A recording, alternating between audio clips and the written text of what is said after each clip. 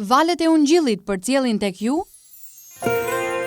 Prekja e Zotit. Një program i përjavshëm nga Dr. Charles Stanley.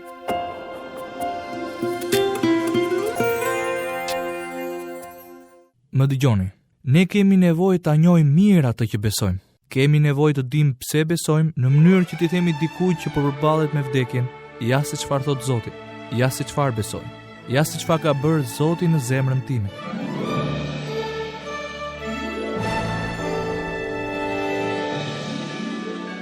Miq të dashur, përshëndetje. Takohemi dhe sot në emisionin Prekja e Zotit, një mësim nga Dr. Charles Stanley. Shumë njerëz brenda krishterimit janë mësuar të besojnë, për shembull, se besimi është një forcë me anë të së cilës mund të bëjmë që Zoti të përgjigjet të gjitha lutjeve, pavarësisht se çfarë kërkojmë. Por Bibla nuk na mëson këtë gjë. Ata që nuk e verifikojnë atë që kanë mësuar me fjalën e pagabueshme të Zotit, po humbasin rrugën.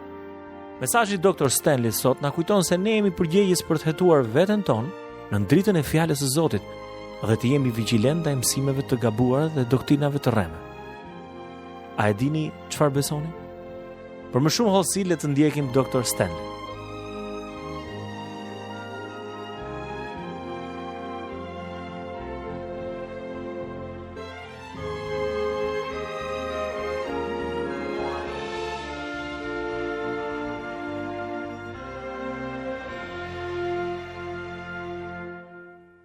A ka rëndësi ajo çfarë beson ti? Po. Arsyetimi i vjetër njerëzor thotë se besimi ynë ka shumë rëndësi. Pse? Sepse çdo aspekt i jetës tonë ndikohet prej tij. Nuk ekziston asnjë pjesë e jetës sonë që nuk ndikohet nga ajo që besojmë.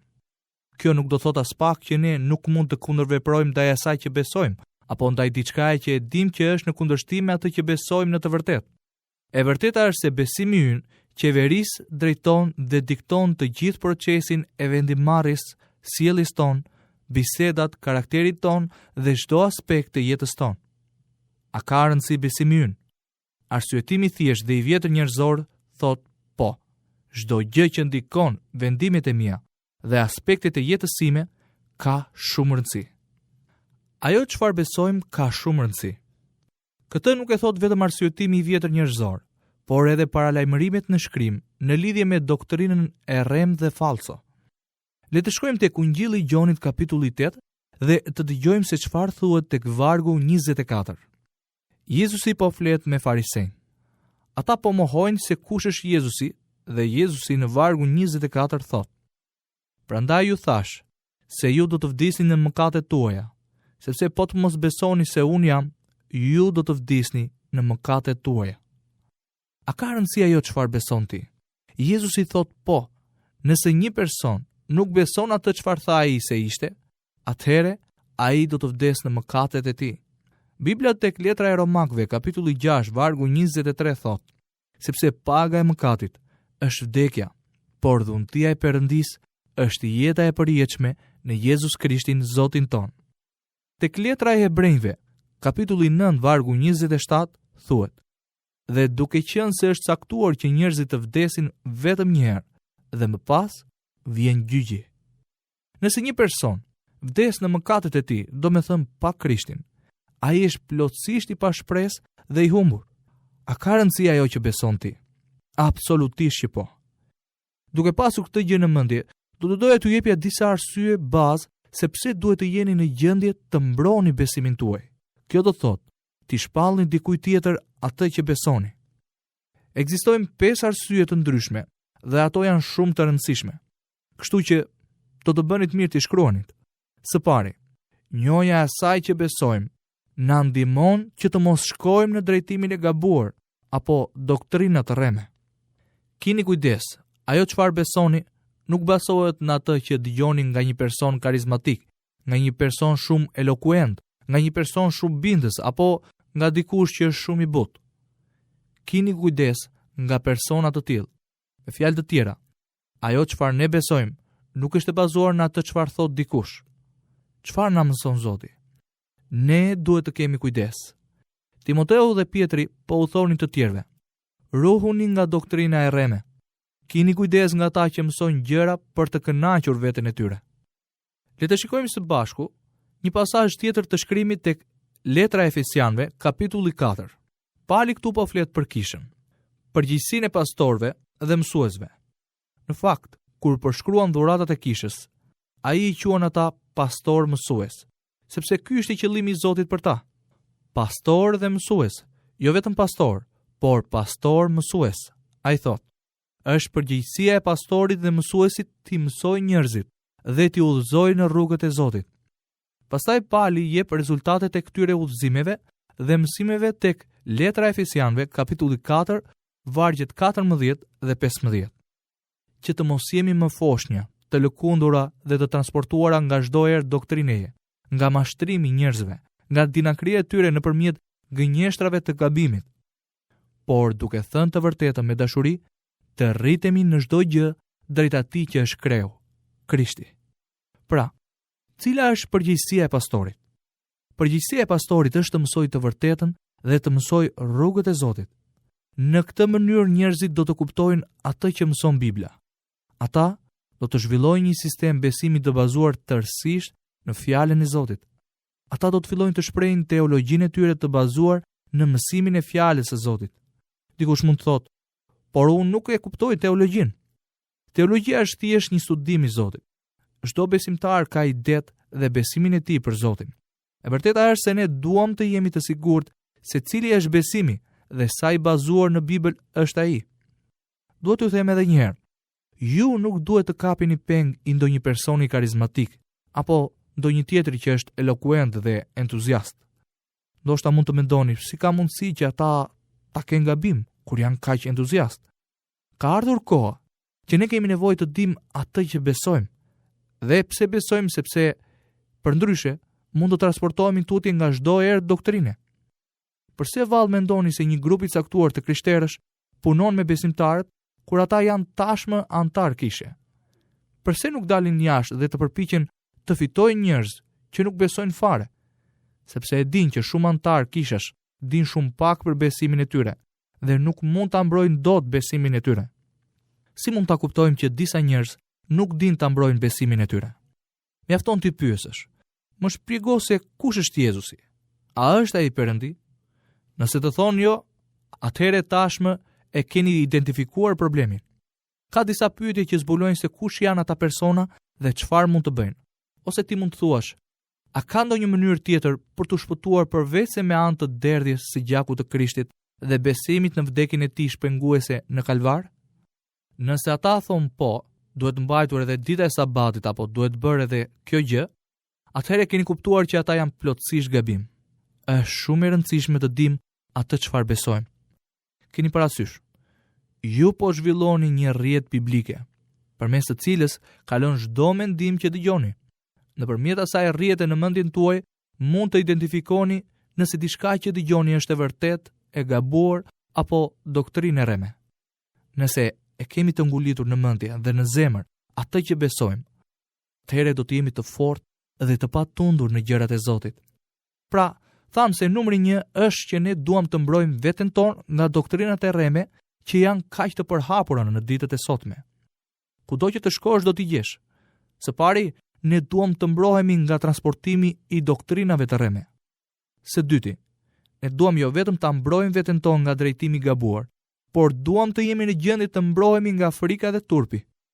Dëgjoni se çfarë u tha Pietri besimtarëve në letrën e tij të parë, kapitulli i 3, vargu 14. Por edhe sikur të vuani për drejtësinë, lum ju. Pra, mos kini asnjë druajtje prej tyre dhe mos u shqetësoni. Bëheni Krishtin Zot të jetës suaj. Bëhuni gati të mbroheni. Ta them për shembull se dikush na thotë, më thuaj pse beson dhe çfarë beson. Si mund ta mbroj diçka nëse nuk e di se çfarë besoj? Si mund t'ia shpjegoj dikujt atë që besoj nëse nuk e di as vetë se çfarë besoj? Ja pse është shumë e rëndësishme të dimë se çfarë besojmë dhe pse. Bibla tek letra e parë e Pietrit, kapitulli 3, vargu 15 thotë: Gjithnjë gati për të përgjigjur në mbrojtjen tuaj. Çfarë do të thotë kjo? Kjo do të thotë që unë duhet të studioj ca. Kjo do të thotë që unë duhet të bëj kërkimin në fjalën e Zotit. Kjo do të thotë që unë duhet ta krahasoj atë që lexoj me fjalën e Zotit dhe të vendos në mendjen time çfarë është ajo që besoj.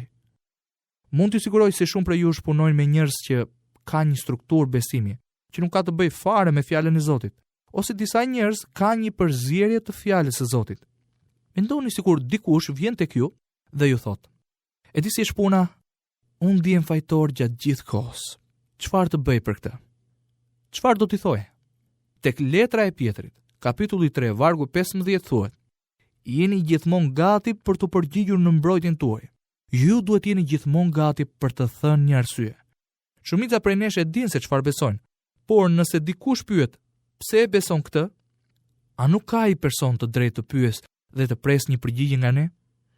Kjo është arsyeja pse Pjetri thotë: "Jeni gjithmonë gati për të përgjigjur në mbrojtjen tuaj kujdo." Jeni gjithmonë gati për të dhënë një përgjigje për atë çfarë besoni. E zëm se një nga fëmijët tuaj vjen tek ju dhe ju thotë: "Përse duhet ta bëj këtë?" Dhe ti përgjigjesh: "Bëje, sepse kështu them unë." Atëherë asnjë fëmijë nuk do ta pranojë këtë. Vetëm nëse i jepni një arsye për të bërë apo për të mos bërë diçka, ai fëmijë do të bindet. Por nëse thoni: "Bëje sepse kështu them unë", ai fëmijë nuk ka për të dëgjuar. Tek letra e parë e Pjetrit, kapitulli 3, vargu 15 thuhet: "Jeni gjithmonë gati për të përgjigjur në mbrojtjen tuaj kujdo." Jepni gjithmonë një arsye se pse besoni. Së pari, dua ta mbroj veten time nga mashtrimi i doktrinës së rrem. Së dyti, dua ta mbroj veten nga turpërimi i dikujt që do të sulmoj besimin tim. Prandaj, do të zbuloj çfarë besoj dhe pse besoj, në mënyrë që ta mbroj atë. Numri 3 është përgatitja. Përgatitja është e nevojshme në mënyrë që të jemi në gjendje të përgjigjemi njerëzve që kanë pyetje të sinqerta dhe kërkojnë me gjithë zemër të njohin të vërtetën. Mendoni pak, bota është e mbushur plot me njerëz të humbur. Njerëzit në botë janë të lënduar nga lloj-lloj gjërash. Ata do të donin të njihnin të vërtetën dhe po kërkojnë për të. Dëshmia për këtë janë letrat që vijnë nga shumë njerëz në botë, të cilët po kërkojnë dhe janë të uritur për të vërtetën. Mendoni pak për të gjithë njerëzit e humbur dhe të pashpresë në botë. Ata janë të pasigurt. Disa prej tyre ndodhen në spitale dhe doktori ka thënë tashmë që nuk u ka ngelur shumë kohë për të jetuar. Me mira gjëra kalojnë në mendjen e tyre. Ata pyesin: "Çfarë do të më ndodh kur të vdes?" Kam dëgjuar shumë gjëra. Kam dëgjuar se do të shkoj në ferr. Çfarë është kjo? Kam dëgjuar se dikush mund të shkojë në qiell. Si mund të shkoj edhe unë atje? Pyes veten nëse ka ndonjë person që mund të ma tregojë. Ne nuk e kuptojmë se ka kaq shumë njerëz që duan të njohin të vërtetën. Ne kemi nevojë të dimë atë që besojmë. Kemi nevojë të dimë pse besojmë, në mënyrë që t'ia themi dikujt që po përballet me vdekjen, me vështirësi, me dhimbje dhe prova. Ata nuk dinë nga të shkojnë, nuk dinë çfarë të bëjnë. Ne duhet t'u themi: "Ja se çfarë thot Zoti, ja se çfarë thot Bibla." Me mira njerëz jashtë në botë po kërkojnë me dëshpërim uri dhe etje të njohin të vërtetën sepse janë të frikësuar. Ata kanë frikë për jetën dhe janë të pasigurt për shumë gjëra. Ata po kërkojnë dikë që mund t'u jap diçka që është e fortë, diçka me anë të së cilës të jetojnë, diçka me anë të së cilës të mund të vdesin. Pra, së pari, ne duam ta mbrojmë veten tonë nga mashtrimi i doktrinës së rrem. Ne duam ta mbrojmë veten tonë nga ata persona që sulmojnë besimin tonë. Ne duhet të përgatitemi për ata njerëz që duan me gjithë zemër të njohin të vërtetën. Arsyeja tjetër është që ne duhet të jemi bindës në shprehjen apo prezantimin e asaj që besojmë. Më dëgjoni me kujdes që të mos më keq kuptoni. Kjo nuk do të thotë që ne mund të shpëtojmë apo bindim dikë për të bërë krishter. Kjo është puna e frymës së shenjtë. Krishti në ne, në prezencën e frymës së shenjtë, flet përmes nesh. Mund të jetë zëburri apo gruaje, por puna dhe shërbesa është e fuqisë së Zotit. Kushdo që merr merita për këtë është i marr. Bindja është punë e Zotit. Por nga ana tjetër, Perëndia zgjedh njerëz si ne. Ai zgjedh zërat tan. Ai zgjedh mendjet tona për t'i mësuar atyre rrugët e të vërtetës. Jeni gjithnjë gati për t'u përgjigjur në mbrojtjen tuaj kujdo. Ne duhet të jemi gati për të bërë një deklaratë të asaj që besojmë. Ta mbrojmë atë dhe të themi arsyet pse besojmë. Pse? Sepse nëse jam gati dhe i përgatitur, atëherë mund të flas me autoritet dhe bindje. Mund të flas sinqerisht dhe me bindje. Ti nuk ke për të bindur askënd nëse nuk je vetë i bindur për të. Nëse jam i bindur për diçka, atëherë do të flas me autoritet. po them që duhet të jeni elokuent, por thjesht që duhet të keni një bindje të brendshme nëse flisni për diçka me sinqeritetin e zemrës tuaj. Ne po jetojmë në një kohë ku është jashtëzakonisht e rëndësishme të njohësh të vërtetën. Unë dhe ti kemi përgjegjësinë të flasim me autoritet dhe bindje. Ajo bindje është e bazuar në dy gjëra. Numër 1, atë çfarë mëson fjala e Zotit, dhe numër 2, atë çfarë ndodh në jetën tonë. Ti nuk mund të thuash, ja se çfarë besoj. Haleluja, lavdi Zotit. Haleluja është në rregull nëse ti mund të më japësh një bazë biblike për atë që beson. Më pëlqen shumë lavdërimi dhe adhurimi. Ai më kënaq mendjen dhe shpirtin, por mos kërceje lart e poshtë dhe mos bërtit për aq kohë sa nuk di se pse po e bën këtë. Nëse e bën këtë pa patur një arsye, atëherë do të pikëllohesh. Kur të mbarojnë të përtiturat dhe kërcimet, do të duhet të përballesh me jetën dhe gjithçka do të shëmbet nëse nuk ke një bazë pse beson që Zoti i Gjithëpushtetshëm të do edhe pse je mëkatar. Dashuria e Zotit është pa kushte. Falja e tij për ty nuk ndryshon kurrë. Ja pse nuk mjafton vetëm ta lavdërojmë atë. Unë e lavdëroj atë për shkak se e njoh se kush është. Nëse dua të jem bindës, së pari duhet të njoh të vërtetën dhe ta besoj atë. Nuk dua në asnjë mënyrë që të shmangem nga ajo e vërtetë. Nëse nuk je i bindur në mendjen tënde kur flet me dikë, atëherë po të them se ai person nuk do të bindet nga ajo çfarë thua dhe në jetën e tij nuk ka për të ndodhur asgjë. Tani duhet t'ju jap arsyeën e fundit sepse duhet absolutisht të dim çfarë besojmë dhe pse besojmë në mënyrë që ta mbrojmë atë. Është marrëdhënia jonë me Zotin. A e dini? Sa më shumë studioj fjalën e Zotit, aq më shumë kuptoj se çfarë mëson Bibla për të, dhe aq më tepër ngazëllohem, sepse forca jonë e besimit tek Zoti, besimi ynë tek ai, bazohet në atë që thot fjala për të, dhe jo në atë që besojmë apo mendojmë ne se thot fjala për të. Sot ka shumë njerëz që flasin për përvojat. Nëse dikush më thot, më lejo të tregoj se çfarë më tha Zoti. Në sistemin tim të rrjetës mendore ndizet një dritë e kuqe. E kuptoj që ka patur raste kur edhe unë ju kam thënë. Duhet t'ju tregoj diçka që besoj se më ka thënë Zoti. Edhe në sistemin tuaj të rrjetës mendore do të jetë ndezur një dritë e kuqe, gjë që tregon se mund ta vini në dyshim atë që po them, sepse ajo çfarë besoj nuk është autoriteti. Autoriteti është Bibla, fjala e Zotit. Nëse ajo që besoj nuk përputhet me fjalën e Zotit, atëherë unë duhet të heq dorë prej saj dhe të besoj diçka tjetër. Mendoni për të paktën një aspekt të jetës suaj të krishterë. Mendo për jetën tënde lutse. Ti bie në gjunjë dhe flet me Zotin.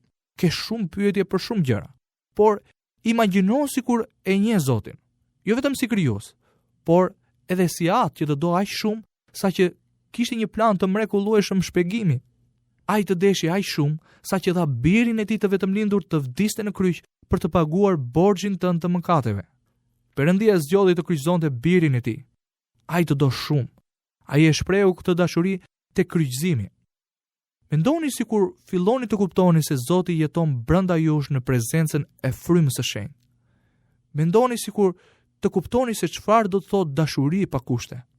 Mendoni sikur të filloni të kuptoni dhe të mendoni për të gjitha premtimet që ka bërë ai në fjalën e tij në lidhje me përgjigjet e lutjeve. Mendoni sikur filloni të kuptoni që ai është i pandryshueshëm, i përhershëm, plotësisht besnik. A e dini se çfarë do të ndodhë sa herë që ne mësojmë diçka të re për Zotin e Gjithëpushtetshëm? Besimi ynë në të, forca jonë dhe gjithçka tjetër forcohet gjithnjë e më shumë. Bindjet tona bëhen gjithnjë e më të forta sepse marrin një pamje më të thellë dhe më të mrekullueshme të asaj që është Zoti në të vërtetë. A ka rëndësi ajo çfarë besoj? Po e përsëris edhe një herë. Ajo çfarë besojmë ka shumë rëndësi. Ti atje larg që po më dëgjon sot. Ti je përgjegjës para Zotit për të mësuar fëmijët e tu që të ecin në rrugën e Zotit. Jepu atyre një sistem besimi. Transmetoju atyre një sistem besimi me anë të cilit je i gatshëm të jetosh dhe të vdesësh. Ti u ke borxh fëmijëve të tu këtë lloj sistemi. Perëndia të ka dhënë privilegjin e pasjes së fëmijëve. Ai të ka dhënë privilegjin për të mësuar të ecin në rrugët e së vërtetës. Ata do të ecin në një shoqëri djallëzore që është e përkushtuar të bëjë ç'është e mundur që të nxjerrë jashtë trupit të tyre çdo fije të perëndishme. Pra, çfarë do të bësh? Mos u merr me gjëra të tjera dhe mos u bë materialist, sepse gjëja më e rëndësishme që ka nevojë fëmijët e tu është një shpjegim i fjalës së Zotit, Biblës. Ti mund të thuash, po këtë ja kam lënë pastorit. Nuk mund ta bësh këtë. A e di pse? Fëmijët tuaj të shikojnë ty, atë çfarë thua dhe mënyrën se si jeton. Për shkak se të duan ty më shumë se pastorin, gjë që është normale. Ata do të bëjnë atë që ti bën, dhe jo atë çfarë thot dikush tjetër. Ju lutem më dëgjoni. Kjo është jashtëzakonisht e rëndësishme. Jepuni fëmijëve tuaj një sistem besimi që është i bazuar në fjalën e Zotit. Jepuni diçka me anë të së cilës të jetojnë dhe të vdesin. Keni parasysh atë çfarë tha Pietri tek letra e parë e Pietrit kapitulli 3 vargu 15. Madje shenjtëroni Zotin Perëndin në zemrat tuaja dhe jeni gjithë një gati për të përgjigjur në mbrojtjen tuaj kujdo që ju kërkon shpjegime për shpresën që është në ju, por me butësi e me druajtje. Jeni gjithmonë gati. Nëse e kuptoj se çfarë besoj dhe jam i aftë ta mbroj atë, kjo do të më ndihmojë të eci me ta. Do të më ndihmojë në lutjet e mia tek ai, do të më ndihmojë në shërbimin tim ndaj tij dhe sigurisht në adhurimin tim ndaj tij. Është jashtëzakonisht e rëndësishme të njihni atë që besoni. Le të lutemi së bashku. O Atë, ne të duam dhe të lavdërojmë ty. Faleminderit për fjalën tënde të çmuar. Faleminderit që ajo që besojmë ka rëndësi. Ne mund të përballemi me lloj-lloj vështirësish me siguri dhe besim. Mund të përballemi me vdekjen, me sigurinë absolute, se me të larguar nga ky trup, do të jemi me Zotin dhe asgjë nuk na tremb apo frikson. Faleminderit që tek letra e Hebrejve, kapitulli 13, vargu 5, ke thënë: unë nuk do të lë, unë nuk do të braktis. Të gjithë ne që kemi jetuar dhe ecur me ty për një kohë të gjatë, e dim se ti nuk na ke lënë kurrë dhe as na ke braktisur, qoftë edhe një herë të vetme. Pra, fjala jote është e vërtetë dhe jeta jon bëhet një shprehje e asaj të vërtete, ndërkohë që të ndjekim ty. Ne deklarojmë këtu dhe themi: bekuar qoftë emri yt sot. Në emrin e çmuar të Jezus Krishtit, ne lutemi. Amen.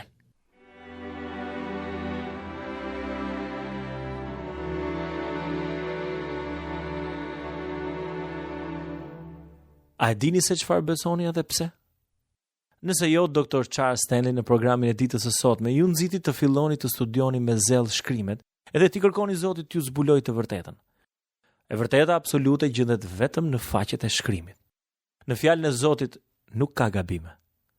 Ndërkohë që kërkoni të vërtetë në Zotit, inkurajohuni me anë të lutjes së apostullit Paul tek Efesianët kapitulli 3 vargjet 16-19. Që t'ju jap, sipas pasurisë së lavdisë së vet, të forcoheni me fuqi nëpërmjet frymës së tij në njeriun e përbrendshëm. Që Krishti të banojë në zemrat tuaja me anë të besimit, që të rrënjosur dhe të themeluar në dashuri, të mund të kuptoni me të gjithë shenjtorët cila është gjerësia, gjatësia, thellësia dhe lartësia, dhe ta njihni dashurinë e Krishtit që te kalon çdo një uri, që të mbusheni me tërë plotësinë e Perëndisë. Këtu të dashur miq kanë përfunduar dhe për ditën e sotme minutat e programit tonë. Ne ju kujtojmë që ju mund të na shkruani në adresën Valët e Ungjillit, kutia postare 130 Tiranë, ose me email në adresën valëteungjillit@yahoo.com. Deri herën e ardhshme, miru dëgjofshim.